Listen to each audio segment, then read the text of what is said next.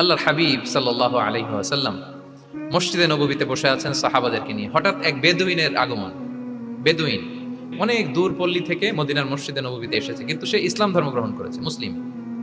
রাসূল সাল্লাল্লাহু আলাইহি ওয়াসাল্লাম বসা ওইদিকে সাহাবাদের নিয়ে, সে তার মতো এসে এক জায়গায় মসজিদের সাথে তার উট বেঁধে সে 2 রাকাত নামাজ পড়ে দোয়া করতেছে আল্লাহর কাছে। কি দোয়া জানেন? দোয়ার মধ্যেও কাটিছি নাই।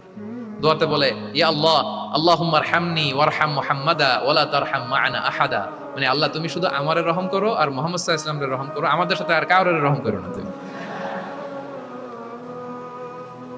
দোয়ায় অন্যদের জন্য দোয়া করলে যে নিজের লাভ, এটা সে জানতো না। আমি যদি বলি যে আল্লাহ এই ভাইদেরকে তুমি কবুল করো, তখন ফেরেশতারা বলে আল্লাহ যিনি দোয়া করতেছে আগে তাকে তুমি কবুল করো। কেউ অসুস্থ, আমি যদি বলি আল্লাহ আমার এই ভাইকে তুমি সুস্থ করো, আল্লাহর ফেরেশতারা বলে আল্লাহ যিনি দোয়া করলেন আগে তার রোগ বালাই থাকলে আগে তাকে সুস্থ করো। এই যে দোয়ার এটিকেটস, আদাব ও দোয়া, এটা সে জানতো না। সে দোয়া করতেছে আল্লাহুম্মা আরহামনি ওয়ারহাম মুহাম্মাদা ওয়ালা তারহাম মা'ানা আহাদা, শুধু আমারে রহম করো, মুহাম্মদ সাল্লাল্লাহু আলাইহি ওয়াসাল্লাম রহম করো, আর কাউরে না।